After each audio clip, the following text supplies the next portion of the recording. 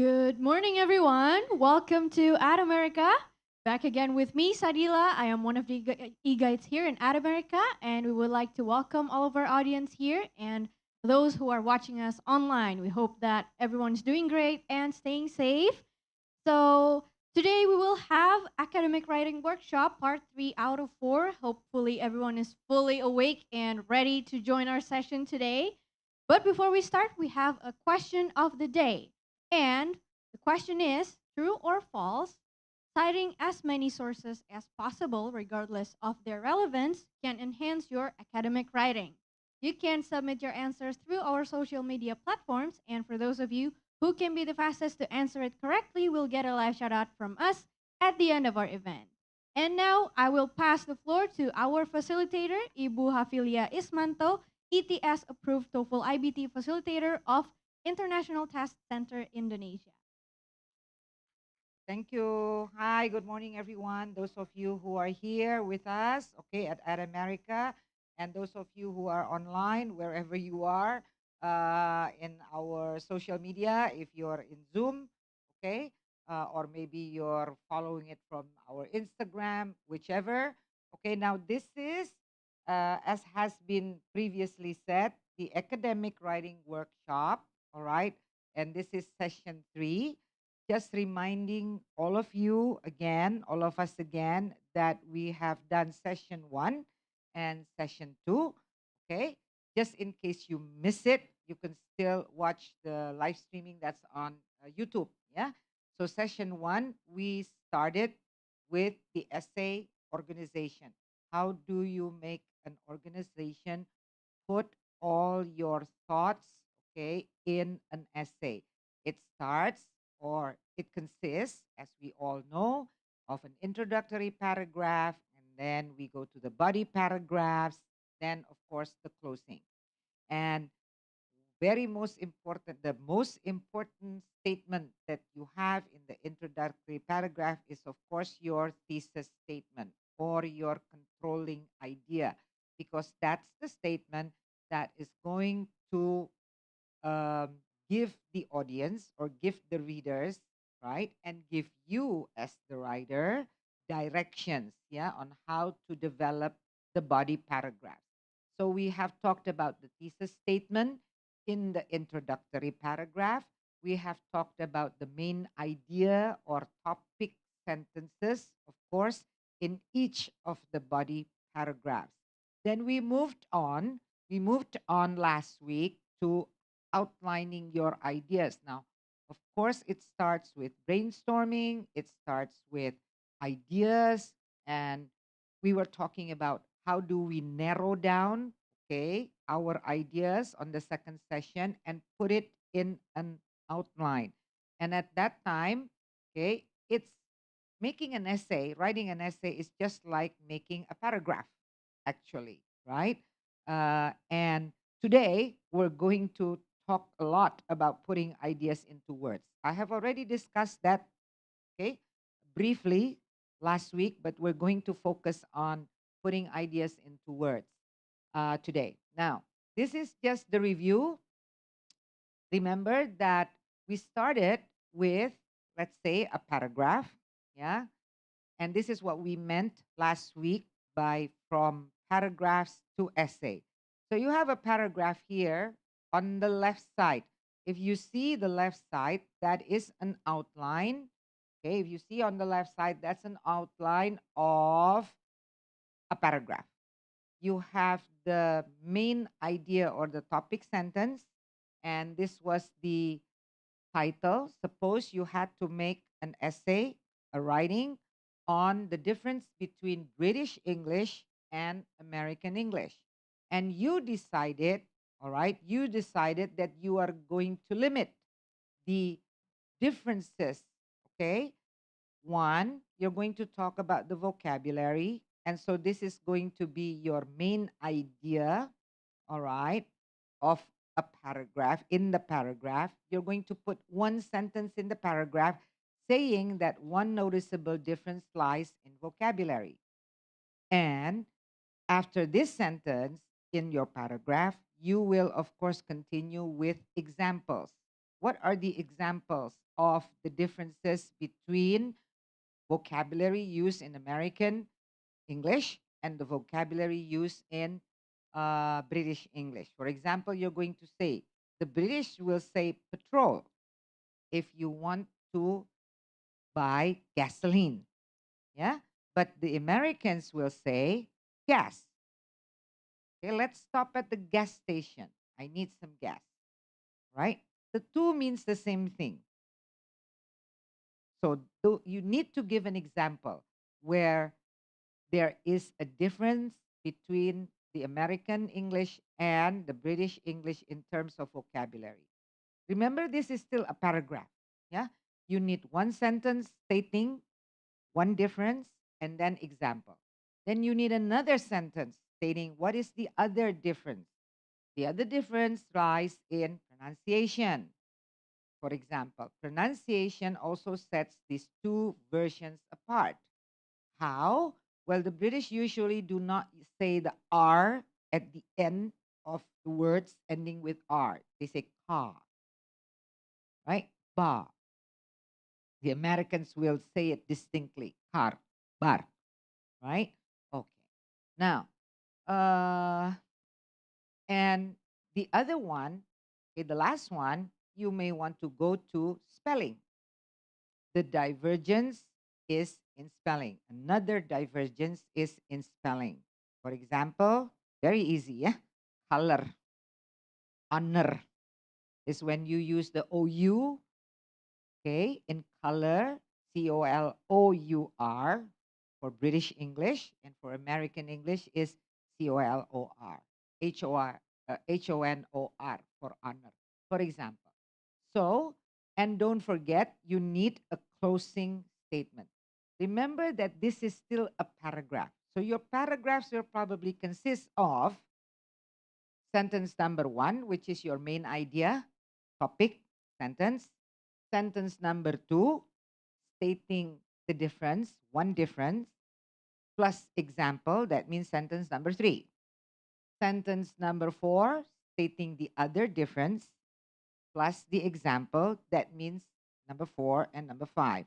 Then you have statement six, stating the other difference, which is spelling, plus its example. So you have seven already. Closing statement, you have eight. If you have three differences. If you have two differences, of course, the shorter it'll be. It could be longer, more than eight sentences, because maybe you decide to give more examples. Simple, yeah?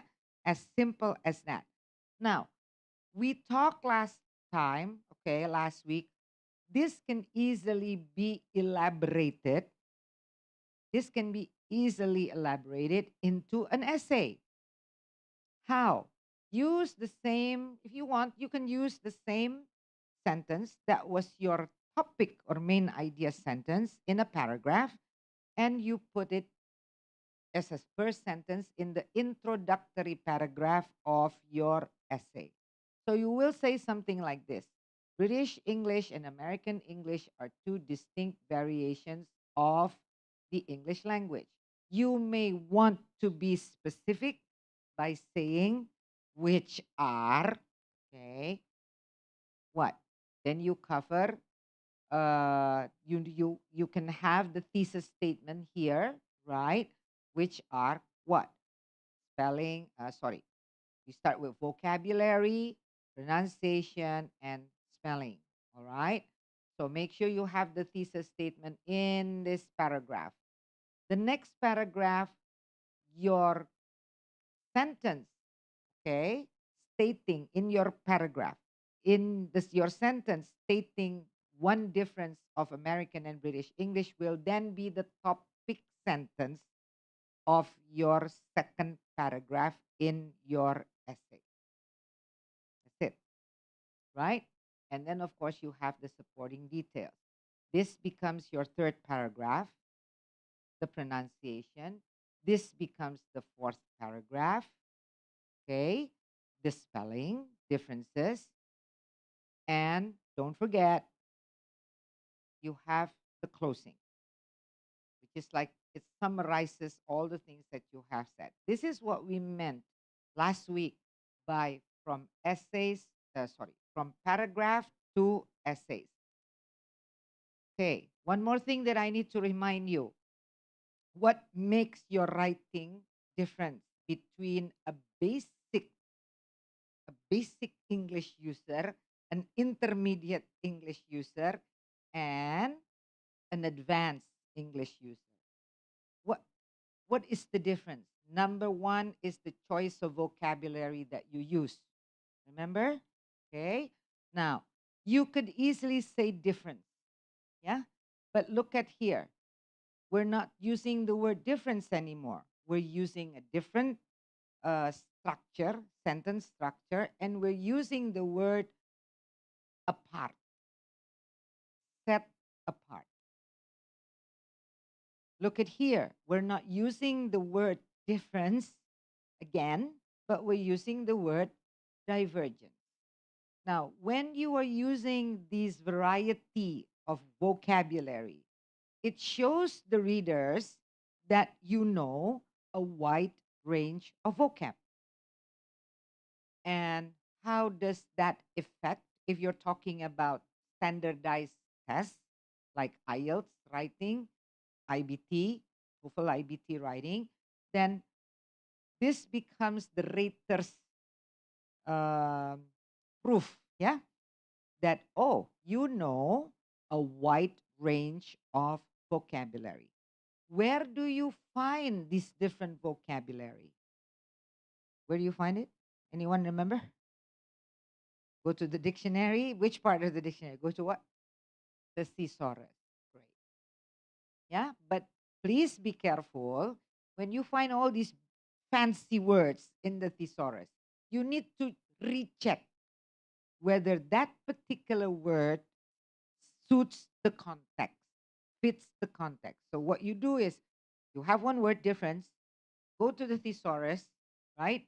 And the thesaurus will also tell you that the synonyms of difference in this context is ABC.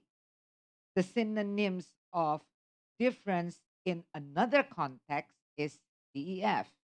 The synonyms of difference yet in another context is GHI, something like that.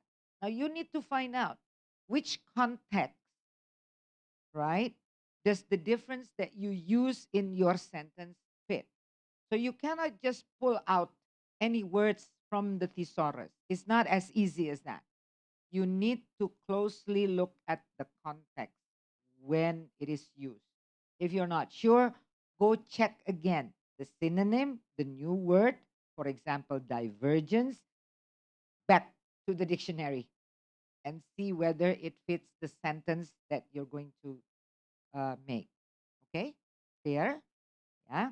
Okay. So that's how you practice, actually. Okay. Now, I'm going to move on. So this was the example last week, right? This was the example that we have the British English versus the American English variations. This is the paragraph that you saw. That was the outline. Yeah. The outline then changed into a paragraph. The paragraph then was developed into an essay. And so this is what we mean by from paragraph to essay. Basically, making an essay is the same as making a paragraph. Okay. So just to remind you, this is what we did last week. This is still the review. And this is what I said about vocabulary. And don't forget that an essay has a unity and coherence. This is something that's very important. Why is it important? Because if it doesn't have unity and coherence, kesinambungan, keterkaitan between one sentence and another in a paragraph, between one paragraph and another, itu, your reader will get confused. Ini lagi ngomongin apa sih? Yeah, because you're going in all directions. That's why you need that thesis statement. because your thesis statement is your controlling idea. It controls you so that you don't divert here, divert there. Okay? Now, one of the ways to uh, make sure that there is that unity and coherence is using transitional markers. So usually we have transitional markers within a paragraph. We also can use transitional markers from one paragraph to another. Right? You just Google it. Yeah. Google it because you have thousands of sites talking about transitional markers. It even tells you what it's for. So if you want to show that your next sentence or your next paragraph is a contradiction from the previous, these are the words that you can use. These are the transitional markers that you can use.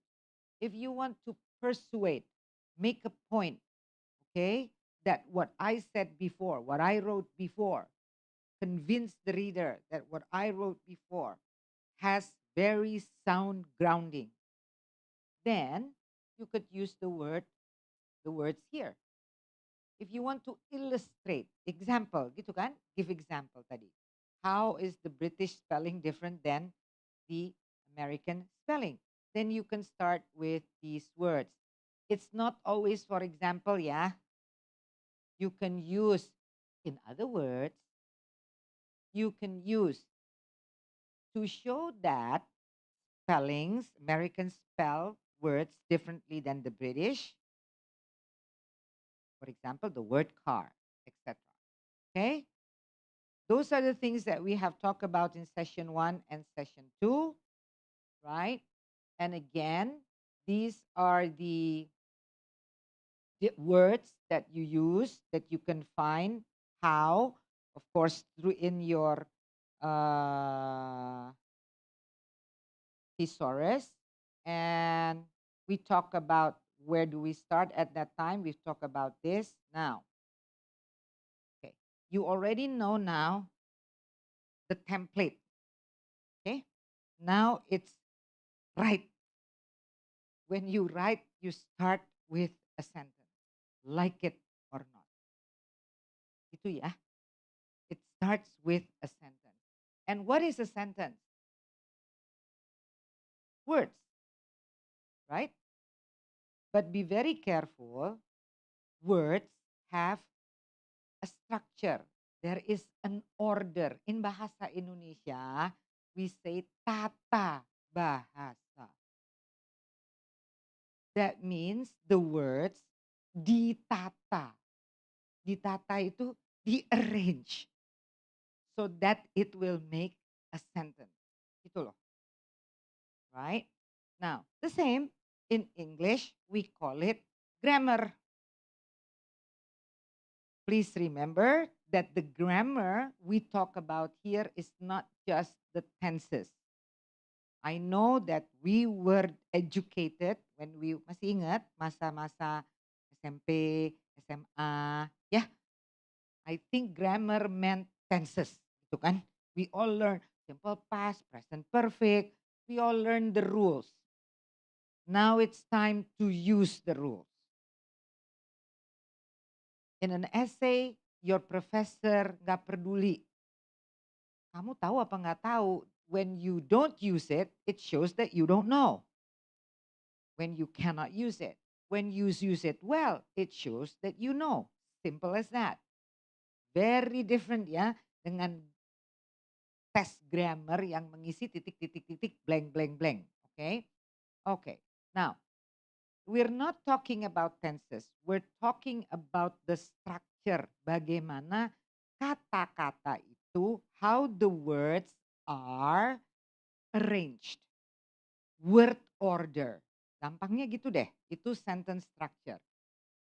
Why do we need to learn about this? Because a sentence is a group of words that you use to communicate your ideas. Kalau sentence itu tidak ditata dengan benar, ya your ideas will not be able to be understood by the readers. Go mall yesterday, alone, sick. maksudnya. Atau mall go sick yesterday. Mallnya sakit. Yang sakit siapa? Right?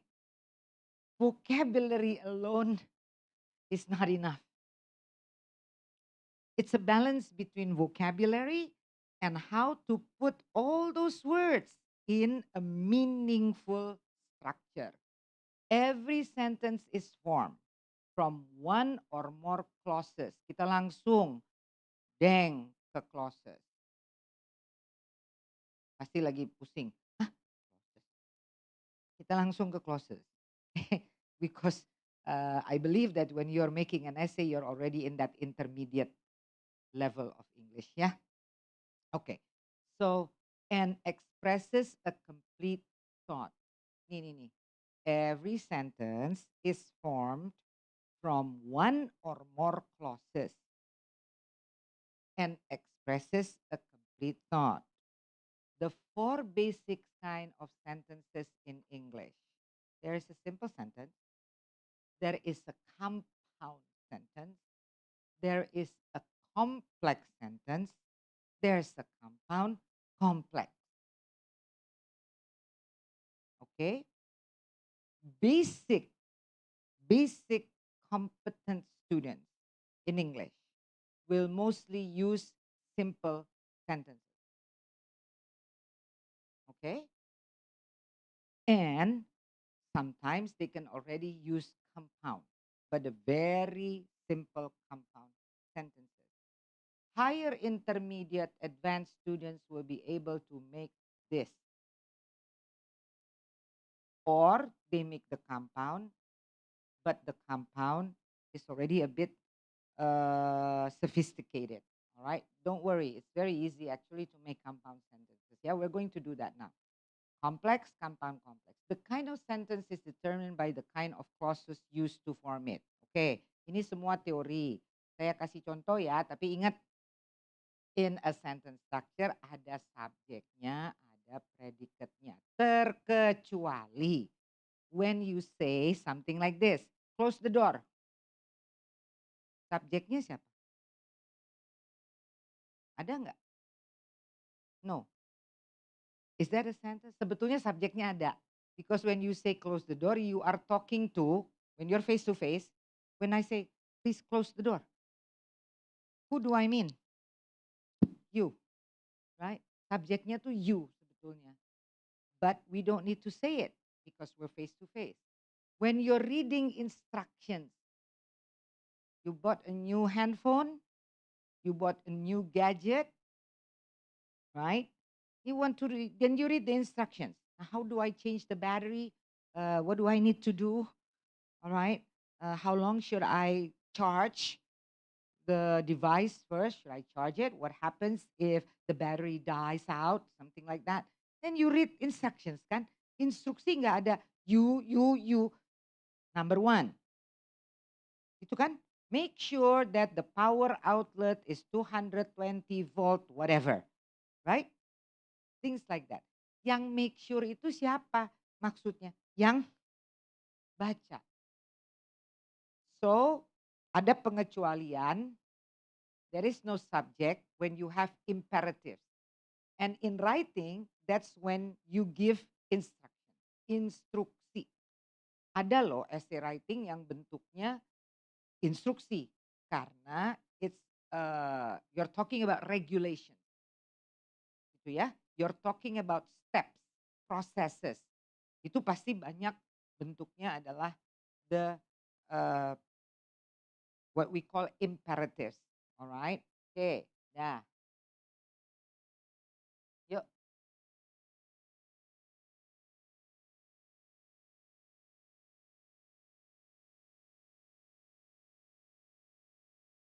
My question is, from the two sentences here, sorry, we have a group of sentences here. Two sentences, right? In red. Two group of words there. Two group of words in red. Sorry, not a sentence. Two group of words in red and two group of words, right? And sorry. We have one group of words in red and we have one group of words in green. My question is, which one is or are clauses? Which one? The red, the green, which one? Clause itu apa? What must a clause have? Ya udah, green or red? Red. You have the subject, ecology. You have the verb. Verbnya mana? Is. Is a verb. Okay. Be very careful ya with the Indonesian. Kita orang Indonesia ini nih masalah banget deh. Si is itu. Padahal udah belajar dari SD. I am, you are, he is, she is. Gitu kan. Masalah banget. Kenapa? Because in bahasa Indonesia hanya ada satu definisi is. Adalah. Seperti di sini. Begitu saya capek, saya ngantuk, saya lapar. Tiba-tiba di bahasa Inggrisnya harus memakai am, is, are. Kenapa? Because every English sentence has a verb. Nggak ada subjek, nggak apa-apa. Tadi kan close the door. Sebetulnya ada, hidden ya, you. Ya, nah itu jadi masalah banget. Sampai sekarang, sometimes when I meet top officials, itu ngomongnya masih begitu. Oh, atau terbalik-balik gini ya. I'm graduate from university in London. Ini jadi ada I am graduate gitu kan ya. Tapi giliran harus pakai am, oh eh, I I happy, very happy when I met that person. Padahal dulu belajarnya I gandengannya M gitu. Jadi M atau enggak M digandeng kemana-mana terus. Eh Me is laughing here. Itu dari Universitas Negeri Malang yang mengatakan itu. When my friends who were studying there said, Phil, we were taught at that time, I gandengannya M, he gandengannya is, gitu kan ya. Jadi si I, saben ada I, M ikut kemana-mana.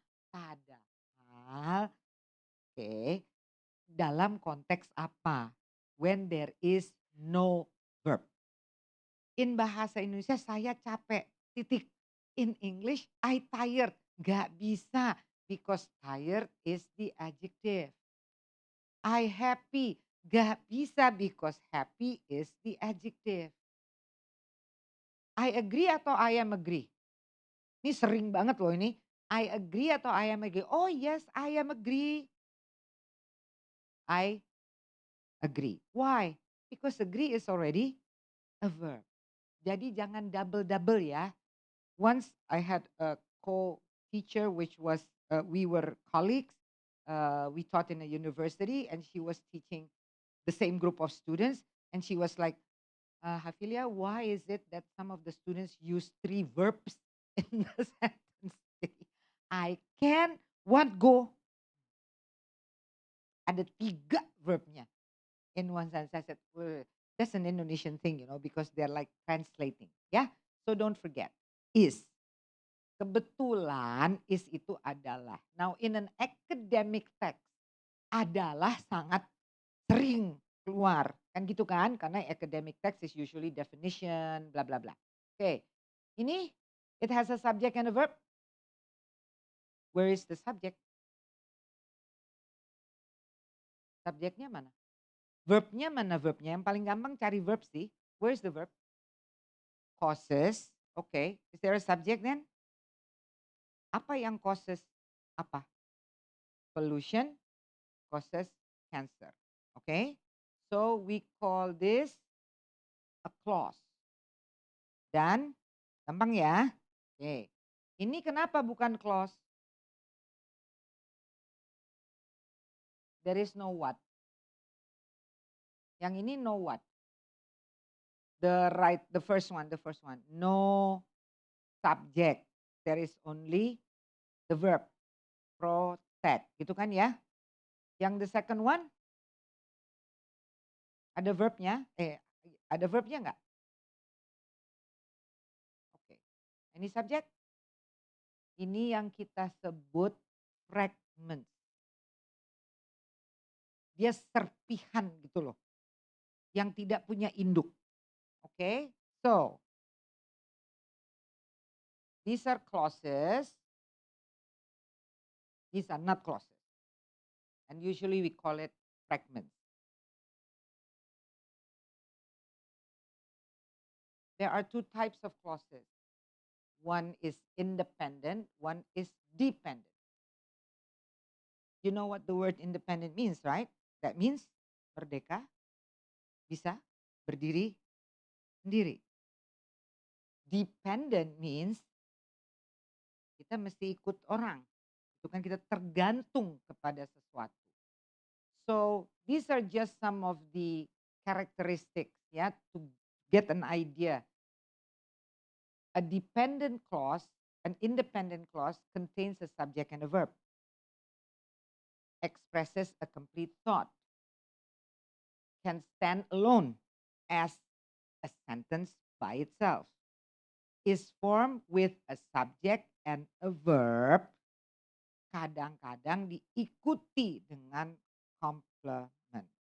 Oke, nanti saya kasih contoh. Itu dulu, mudeng itu dulu.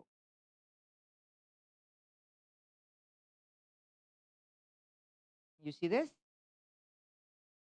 This is independent. The sun rose. There is subject and verb. Titik. Gak usah pakai embel-embel juga jelas. Right? The ballerina perform. Titik. That is a complete thought and that can be called a sentence. Kalau mau pakai complement, for example, you have water evaporates rapidly in warm climate zones. Nah, ini group of sentences, coba lihat. Kalau group of sentences ini clause atau bukan clause? Is it a clause or not a clause? No, because it doesn't have a subject, right? Nggak ada subjeknya yang atau nggak ada verbnya gitu ya, malah nggak ada verbnya. Jadi ini dia ngikut water evaporates rapidly in warm climate zone. Okay, dependent means it begins with a subordinator such as. Subordinator apa sih? Ya ginilah yang when, while, if, that, to, who, because, you know, all that. And then does not express a complete thought, is not a sentence by itself, is also called a sentence fragment. Is formed with a subordinator, a subject, and a verb. Okay? Example.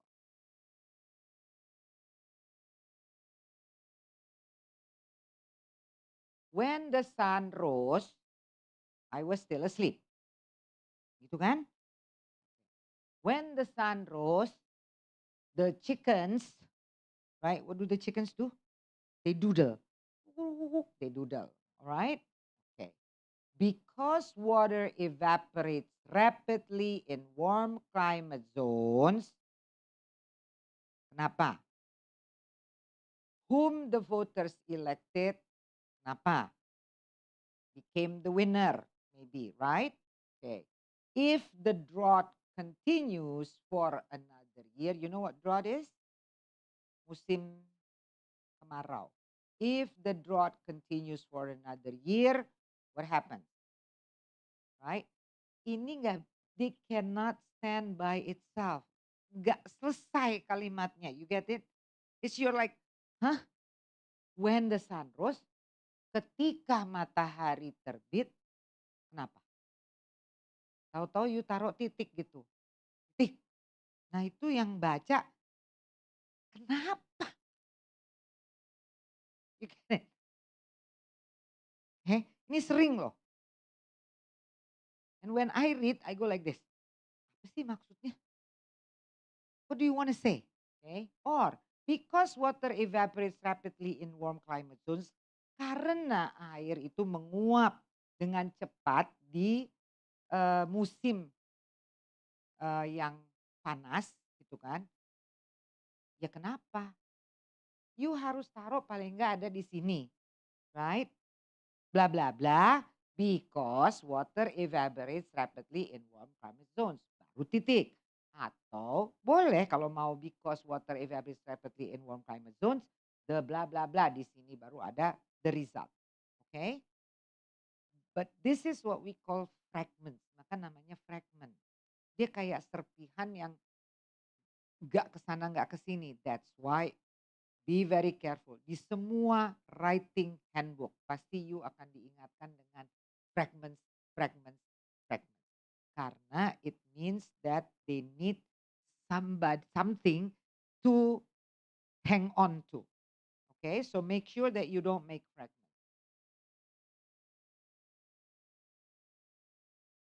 Can you tell me which one is independent and which one is dependent?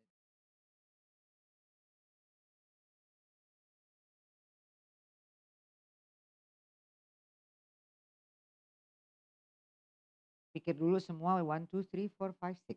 Just tell me the numbers later on, and then I'll give you bang which one independent or dependent. Yang independent dulu, pikir yang independent. 1, 3. Is 5 dependent or independent? During long journeys through several time zones, the body's inner clock is disrupted. Independent. Complete thought, yeah? Okay. So 1, 3, 5. That's it? That's all? 6. For some reason, travel from west to east causes greater jet lag than from east to west.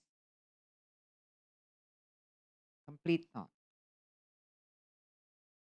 Where is the subject here? Travel from west to east. Subjeknya panjang, tapi sebetulnya ini nounnya. Travel from east to west. Kenapa? Causes. Causes apa? Great, ya, verb. What does it cause? Jet lag. Dibandingkan dengan travel from east to west. Okay? Okay. So, let's see if we get it right. Independent? You got it right? Good. If you know this, that means you will not make sentences like this. As business executives fly around the globe to sell their company's products and services.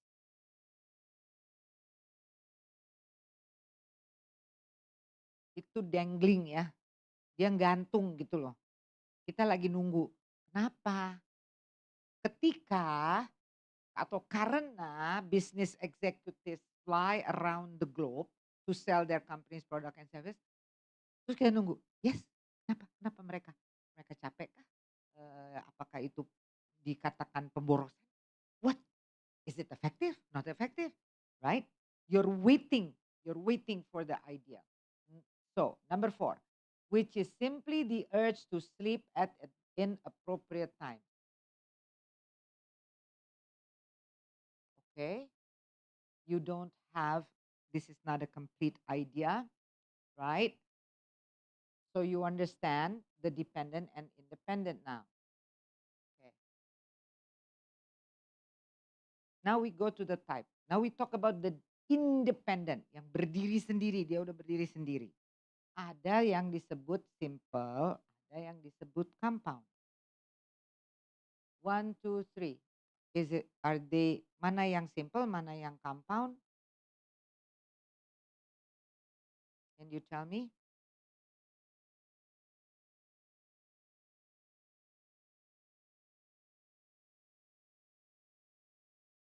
Number 1, simple.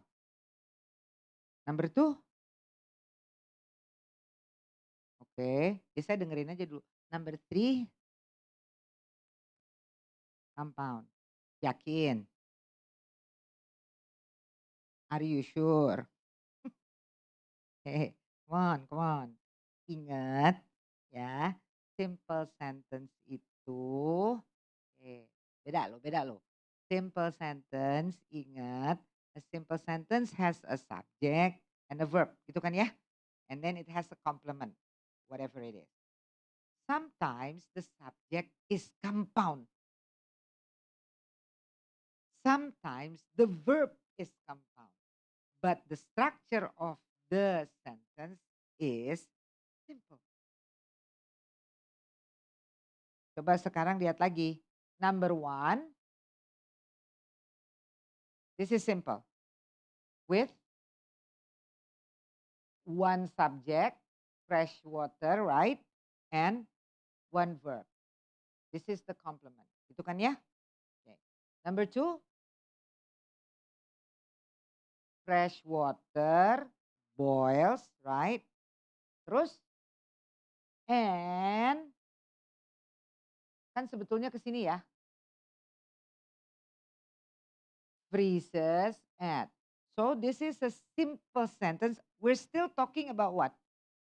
Fresh water, tapi you want to give the information that it boils and it freezes. All right? It's a simple sentence with a compound verb. Number three, a simple sentence with what? Compound? Compound apa?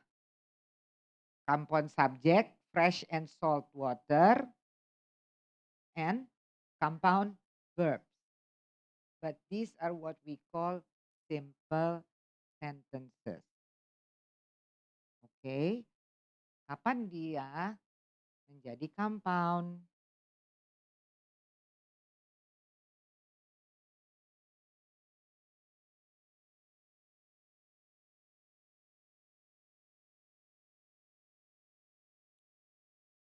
Compound itu when you have two independent clauses joined together.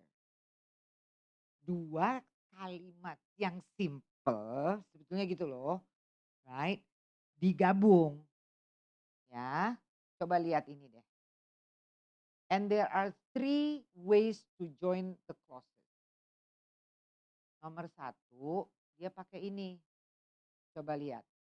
Salt water boils at a higher temperature than fresh water. Itu kan ya. Ini satu kalimat utuh. Kan?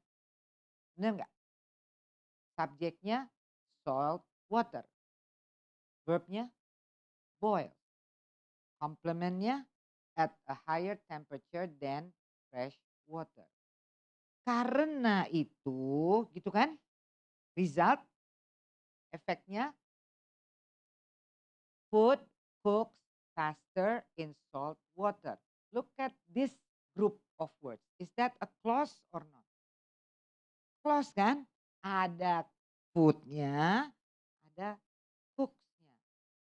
Two independent clauses. Correct? Si clauses ini digabung.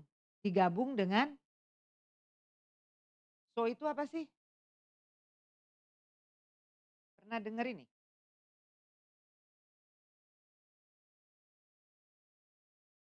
Fanboys. Don't think of K-pop gitu ya. Ini you think of the fanboys, fangirls. Nih, fanboys. What is fanboys? Coordinating conjunction. But you have the acronym fanboys to remember. Can you tell me if this is an acronym? Fanboys is an acronym. So each letter of the word fanboys represent a conjunction that we use in writing most of the time. So you have to be very aware of these conjunctions. It will help you make your sentences. F, stands for? For, A stands for additional, additional. And N stands for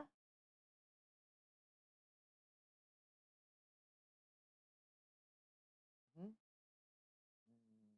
hah? Ini are you asking or you you're asking me? Hah? Neither? Oke, oke. Ya udah, ya udah.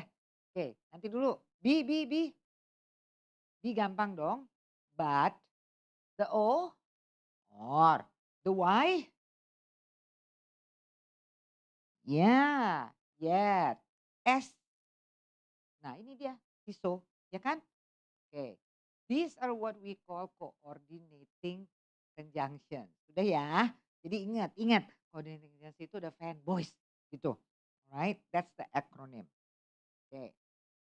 Another way to connect, you can compound. Another way to connect two clauses together is salt water boils at a higher temperature than fresh water. Gitu kan ya? Tadi kan kita cuma pakai so bla bla bla. The result, the effect. Oke. Karena kan begitu kan? Karena ini maka. Oke.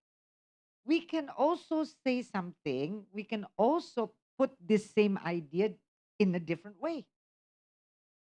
Nah ini loh yang disebut, makanya itu nanti dari sinilah the readers, si reader akan think of you as a basic writer, an intermediate writer, atau an advanced writer. That's the idea. Okay. Nih, you can use this. What's this? In English. What's that in English? Kalau titik dua apa in English? Halo, halo. This is what happens on a Saturday morning. Your mind. Oke. Okay. Ya udah, tahu nggak? Tahu nggak? Oh, lupa. Ya udah, lihat dokter Google. Tanya aja chat GPT. You have the mobile apps kan sekarang. Tanyalah. Kita bisa lebih pinter kok karena ada dia gitu. Jangan dimusuhin dia ya. Oke. Okay? What is it? A semicolon. The colon is titik dua. Nah semi ini semi. So titik koma. That's what we call semicolon. Okay. Now the way you write the sentence. If you don't want to use the subordinate conjunction. Lihat-lihat ya. Ini mechanics. Ini juga counts loh. Ini yang kita sebut mechanics. Mechanics means among other things punctuation. If you are speaking, kamu bikin salah dikit nggak apa-apa gitu loh. Orang nggak gitu, nggak. Hah? But if you're writing, itu orang lihat si titik, si koma, si colon, si capital letter. Be very careful with your punctuation. Oke, ini yang kita sebut mechanics in writing. So, nih caranya, you put the semicolon. Ini apa?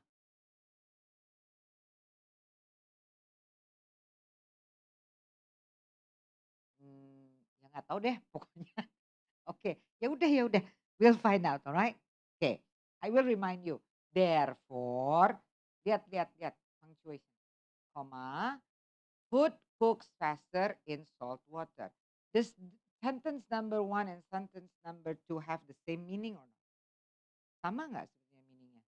Sama, hanya beda apa? Beda apa? Penulisannya. You see? Penulisannya beda. Silahkan, you want to write this way yang gampang, ya udah, ya udah, go write this way. Ya kan? Yang terus, aduh kenapa saya koma, so melulu. Ya udah, ganti dong. Then you have semicolon, therefore, right?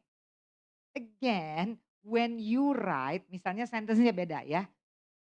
You're combining two compound sentences, all right? One sentence, you use it this way. You got that?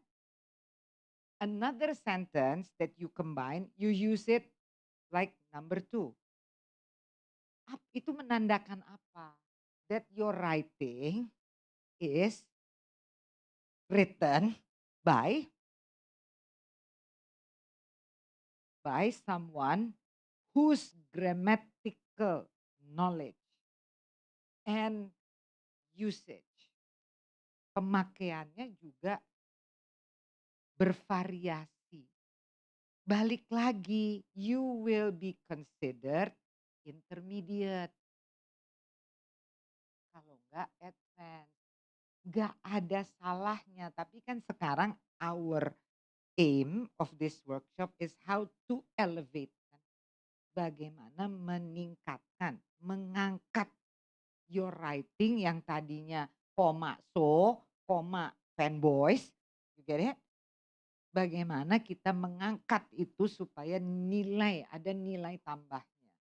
And here we go. Look at number 3. Is this the same? Is the idea the same? Salt water boils at a higher temperature than fresh water. Sama kan? Tapi di sini dia nggak pakai apa-apa loh. Nggak pakai so, there is also no therefore. Only, apa tadi ini? Semicolon, and then you go, bang. Food cooks faster in salt water. Okay? Compound sentence. Yeah? In your writing. Is it the same as this one?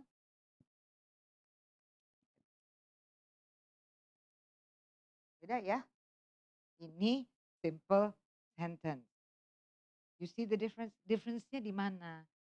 Kalau compound itu dua kalimat simple atau two clauses, independent clauses put together. Bukan dua subject put together. You understand? My family and I, my husband and I, my daughter and I went to the movies last night.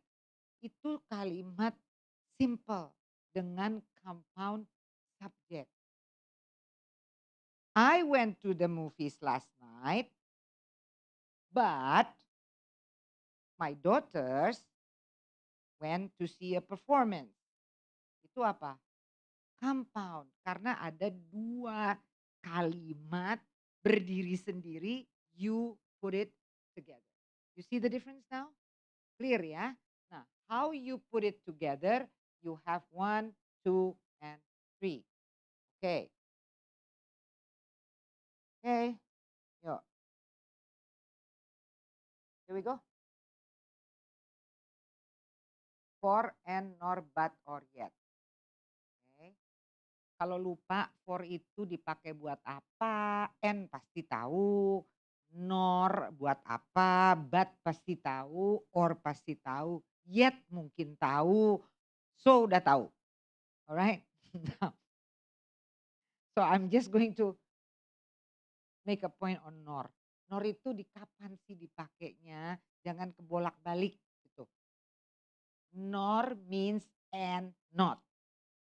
Negative, negative. It joins two negative. Tadi kan compound kan independent clauses ya. Dua sentences yang maknanya negatif. For example, they do not eat red meat. And they do not eat dairy products. Vegetarians nih. You have a lot of people now not eating meat, not eating dairy products, right? Okay, only vegetables, yeah. Sometimes they don't even eat fish. I had a friend who doesn't eat, and so when we eat together we get confused. What are you going to eat? Gitu. Karena nggak makan ikan pun tidak loh. Jadi kita bingung. Gaduh-gaduh melulu makannya. Okay. Right. Now, see this? Ini not eat red meat.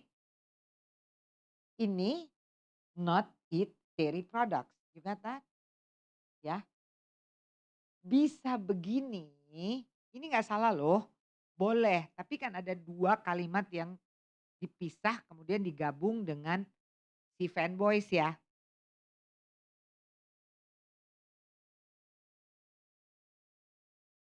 Or you can say something like this. Jelas nggak? They do not eat red meat and dairy products. Benar nggak? Ini jadi simple sentence ya. Or kalau mau compound,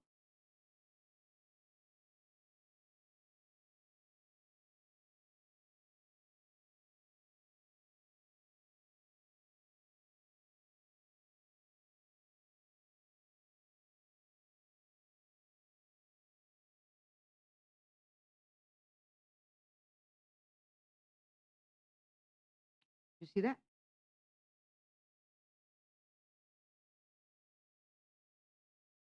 They do not eat a lot of red meat, nor nggak bisa they do not eat lagi di sini. You pakai they do not eat kalau pakai and. Tapi di sini jadi dibalik seperti kalimat tanya. Nor do they eat many dairy products. If you can produce sentences like this easily, tepat, pas. Again, it shows that you have a very good range of grammatical knowledge. Dan bukan knowledge saja, bukan teori saja, because you can use it. Okay? That's what writing is all about. Si profesor melihat konten. Ini sekarang AI bisa ngeberesin soal kayak gini ya. Oke. But versus yet. Sama-sama negatif kan? When do we use but? When do we use yet?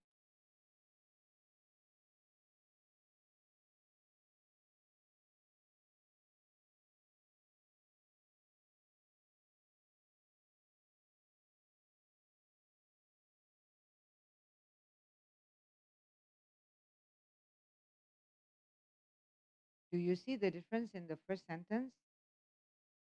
Using but versus using yet. Can you see the difference there?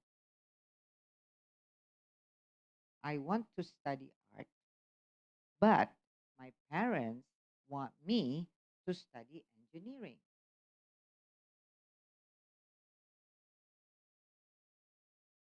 Yet is preferably used, lebih baik dipakai bila mana, okay, we want to give a negative, right, a kontradiksi kan sebetulnya ya, fact, but it is surprising, sifatnya mengagetkan, okay, and it's most effective if you use the fanboys yet. So, yet my parents want me to study engineering. Lihat nggak kedalaman artinya?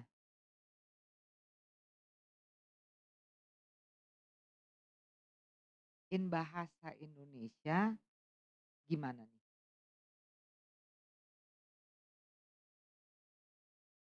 In bahasa Indonesia can you make two different sentences?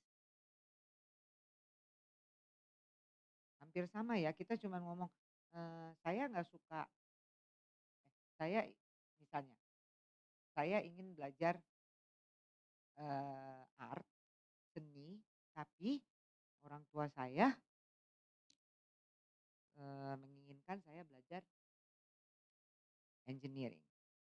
Oke? Terus yang ini I'm very bad at math. saya sebetulnya nggak bisa matematika. Nah, terus pakai apa lagi? Tapi lagi kan, ya. Tap you see the idea. In English itu kita meaning-nya itu lebih dalam, right? Yeah, in English nggak salah gitu if you use but. Misalnya, you want to say, I am very bad at math, but my parents want me to study engineering. Tapi dia kurang, you get the idea? Dia kurang efektif. Seharusnya kamu pakai yet, karena itu lebih meaningful. It carries the meaning forward. Alright? Oke, jelas ya? Oke, jadi tenang-tenang dilihat lagi ya di rumah ya supaya jelas. Or you go to siapa namanya? You go to ChatGPT, tanya dia bedanya yet sama use that for your benefits. Ya, oke. Cigarette smoking is a factor in longevity, but long-lived Asians have a very high rate of tobacco use. Lebih lebih kena yang mana gitu loh. Grammatically it's okay loh ini. Jadi you nggak akan disalahin grammarnya, right? Paling si yang profesor akan bilang, it would be more effective, it would be more appropriate, lebih tepat if you use yang mana yang lebih tepat? This one using but or yet? Yet. Why? Because you come with a surprising fact. Gitu kan? Cigarette smoking is a factor in longevity. Yet, anehnya gitu in bahasa Indonesia ya, mikirnya begitu di situ. Right? Anehnya, long live Asians have a very high rate of tobacco use. Anehnya orang-orang Asia tuh yang hidupnya panjang ternyata rokok lah, apapun. You get the idea? Oke. Clear? Very clear. Mestinya clear. Right. Another one. Now what do you put? Yet or but? Population growth has slowed in most developing countries. Mau but atau yet? But it has not slowed enough to avoid serious problems. Berarti there is direct opposite gitu. What about this one? The fertility rate in India has decreased from 60 to 3 births per female. Jangan lupa kalau yet mau pakai apa? Comma, yet India's population is expanding at the rate of 18 million. Anehnya, gitu kan? Populasi pertumbuhan penduduk di India malah meningkat. You get it? Oke, good. Jangan lupa, comma yet. Alright. And these are the conjunctive adverbs, right? Compound sentences. The last one is using the conjunctive adverb. Okay.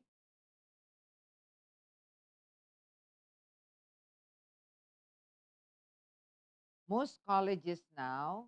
Jadi kalau si therefore itu tadi apa ya? Tadi kan bingung ya. Therefore itu apa ya? Dia fanboys bukan. Gitu kan.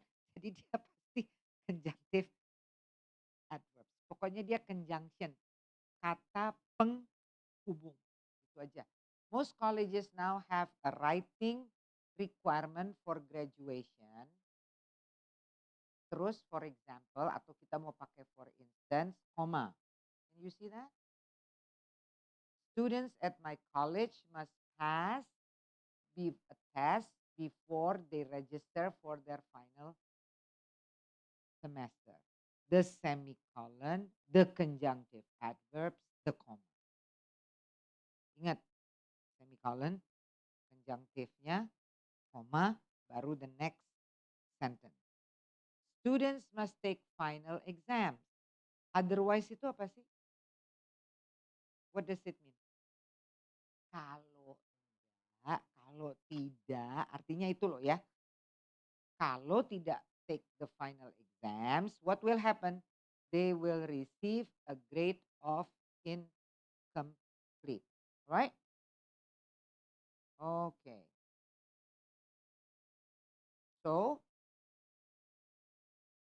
compound sentences now using semicolon when two independent clauses are closely related in meaning. Yeah. The practice of yoga strengthens the body and promotes flexibility. Bisa dipisah. It also strengthens the mind and refreshes the soul. Ini boleh digabung karena kan si yoga satu promotes strengthen the body, promotes flexibility, dan strengthen the mind, refreshes the soul. So you can put semicolon because it is closely related. Ya, bisa pakai and, boleh dong kalau mau, right? Mau pakai in in addition to that, ya kan? Nah, the practice of yoga strengthens the body and promotes flexibility. Ini bisa nggak ditaruh di sini? Many people find it difficult to do the movement. Is that connected? No. One is positive, one is a bit negative. Ya, dan lagi. Jadi this is wrong. Don't do that. And again, look at the punctuation, right? Mechanic. After the colon, you don't need, walaupun itu sentence, you don't need capitalization or capital letter. Okay? Okay. Nah, gunanya apa sih ini semua? When you write, as you write, right? And when you edit your work, you have written it and you want to edit, or we call it to refine or to polish your writing, look at your sentences. I always say, tulis dulu first draft. Bodo amat deh, mau simple sentences semua kek. You get it? Write. Just write. Jangan pusing dulu dengan saya mau bikin ini, bikin itu, bikin ini, bikin itu. Just write your ideas. That's the first draft. The first organization, pikir organisasinya dulu tadi. Okay? And then write. After you write, then you will read kan. Lihat lagi. Yang dilihat apa? Sentence saya udah bener belum sih? Simple apa compound atau apa? You may then want to see that, kayaknya number two and number three can be combined. Misalnya pas sudah dilihat-lihat, I want to combine number two and number three to make it more concise gitu. Lebih kompak, lebih keren. Mau kasih lihat ke profesor. Aku bisa loh nulis keren. Oke. Ya. Supaya dapat A. Enggak A minus A. Right? So, and then you also look. Read. Kayaknya yang bisa saya gabung karena berhubungan satu sama lain juga sentence number 4 and number 5. Itu ya. Dah. Jadi mau digabungnya gimana?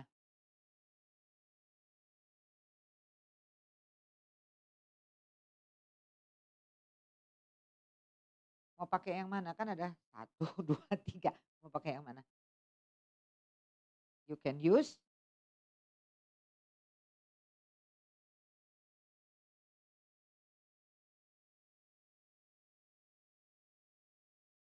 you see the green one?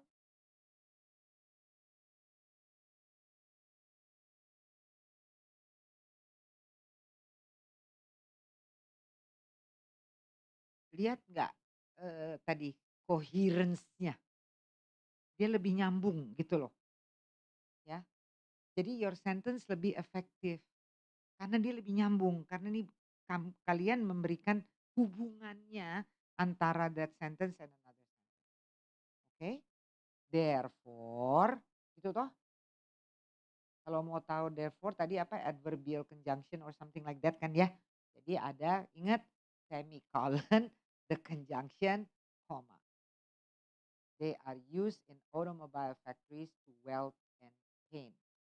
And you want to let's say ini supaya lebih maknanya lebih lebih concise gitu, lebih tepat. Robots can also function in hostile environments. Sorry ada typo environment. Karena itu kenapa? So they are useful in exploring the ocean bottom as well as deep outer space, right? Dari ini nggak salah, tapi which is which shows which shows that you have a greater competence gitu loh. Which shows that you have a better competence, a higher competence. When you write this way or when you write the bottom one. The bottom one. Karena you are already using all these kinds of compound. Ini baru sampai compound loh ya, belum sampai kompleks. Compoundnya aja udah keren. You get the idea? Ya, dah, oke, dah. So, I think I have to open the question and answer, right, May? But before we go for that, yeah, any questions?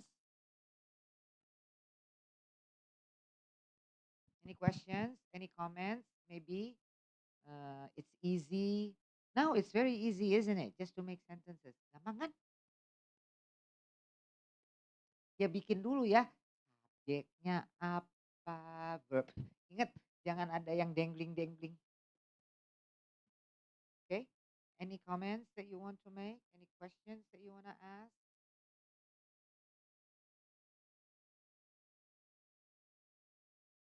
Yes, go ahead.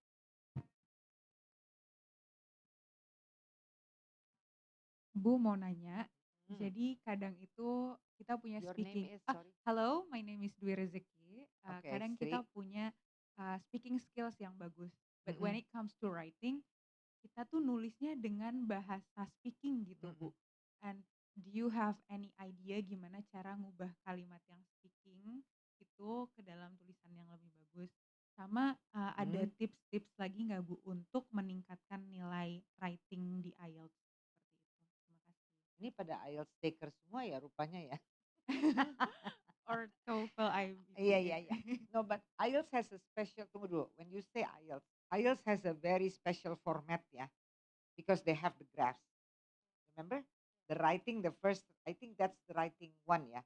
You have two writing tasks, right? In IELTS. The first writing task is I think the graph. The graph or whatever lah. Pokoknya the diagram. Okay. Nah itu nanti next week I'm going to touch a little bit on kalau udah mulai masuk ke testing nih, baik itu IELTS maupun IBT. Again, kalau kita baca rubrik, Sri, ya, makanya if you look at the rubrik itu, lihat deh, you need to know what your professor or what your rater, kalau you're talking about test, what your rater is looking for. What what will they what will make them give you a 6? What will make them give you a 7? What will make you give you an 8? You, you understand what I'm saying? Lihat rubrik. I'm going to show you the rubric. But I think you can access the rubric kalau IELTS, you have the IELTS.org. Jangan lupa loh, jangan main write aja. You need to know the rubrics karena rubrik itu adalah contekannya, bukan contekan. Itu adalah cara si rater menilai. Dan itu dibuka ke publik baik oleh IELTS maupun oleh IBT. Because the test maker juga nggak mungkin dong Masa saya umpetin apa yang kalian mau dinilai seperti apa, right? Jadi lihat ke situ ya, and I bet you kalau nanti kamu lihat semua yang kita cover di sini itulah ada di situ. Jadi waktu dia bilang unity, coherence, itulah cohesion, macam-macam lah. Dia apa topic development itu sebenarnya larinya cohesion, unity gitu kan. Terus nanti dia ngomong range of vocabulary, range of language use. Kalau di IBT itu dulu language use, sebetulnya itu grammar. Nah, itu larinya sebenarnya ke sini lagi. Is the the types of grammar, okay, sentences that you're able to write. Gitu loh, the variety. Nah, that's about that ya. When you are writing, speaking and writing is very different, I think. One, it's very informal when you speak, unless you are giving a presentation sometimes and in front of dignified VIPs, then you have to be formal. Gitu kan? Ya. The tip is don't think about what you say. Think about what you want to write. Okay? Agak berubah sedikit. In as I said, in writing we're more in speaking we're more informal. Gitu. Okay? In writing, especially academic, you'll be writing a lot of facts. Kan? You'll be writing a lot of based on research, based on what? On your opinion also. Right? It's going to be the structure. Nah, struktur kalimatnya yang akan membedakan. Because when you're speaking, it's a bit different, right? But when you're writing, like it or not, you're going to go to that. This is a clause. This is two clauses put together. I need a subject. I need a verb. I need therefore gitu. Kalau di speaking kita nggak gitu loh, right? Hey, do you know that water evaporates and you know that's why we gitu kan? Nah, itu kan kalian tadi udah belajar. Kita nggak bisa that's why, you understand? Nah, itunya dengan kamu mempelajari ini saya penghubungnya apa ya? Then you use the conjunctions kan? That's one way to minimize. You mesti sadar nih, kok kayaknya saya jadi kayak ngomong, ya udah diganti dengan what you know here.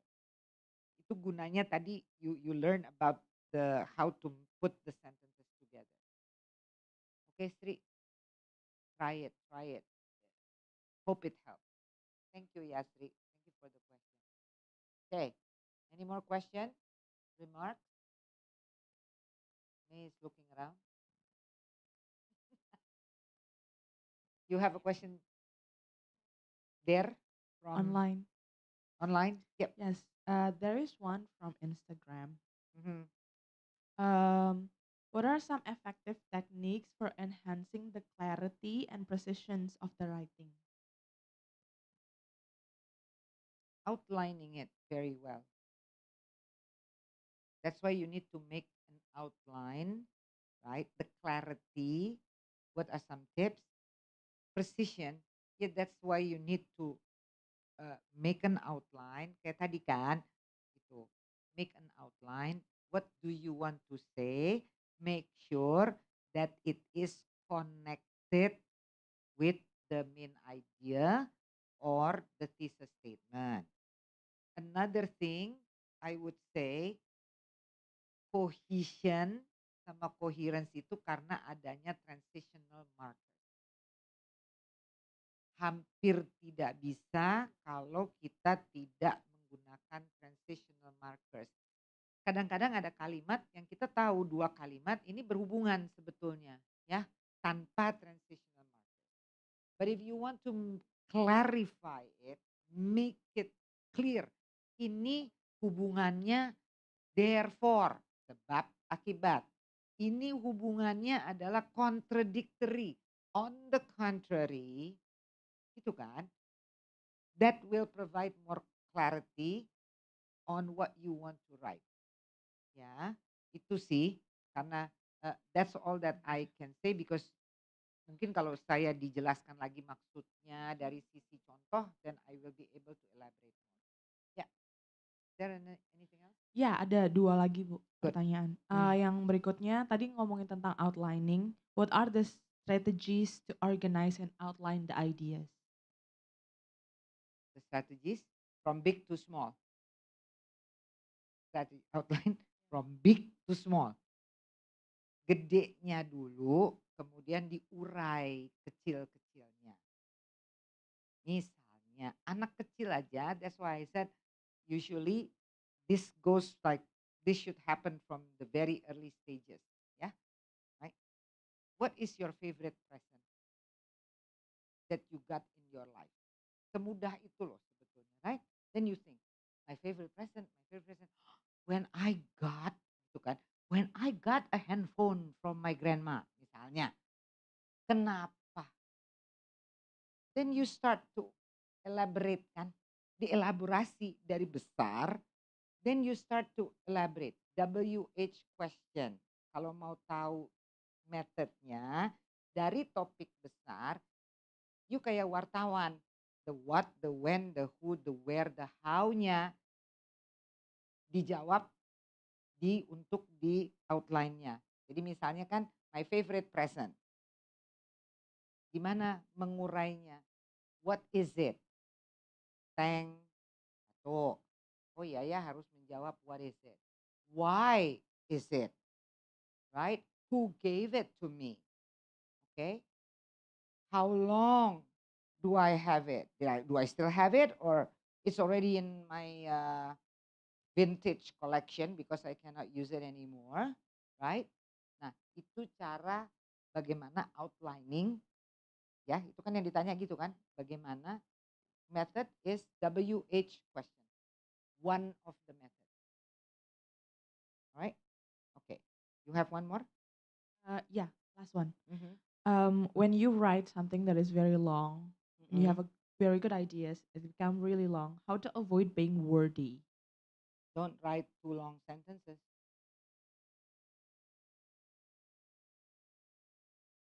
Don't write too long sentences. You gotta cut your sentence. Ingat tadi compound, ya. Nanti kalau udah masuk kompleks panjang banget deh. Biasanya pada mau ngomong gini loh. Ibu yang duduk di sisi sebelah kiri panggung yang sedang menggendong seorang anak laki-laki berumur kurang lebih 3 tahun, tampaknya itu panjang loh, ya.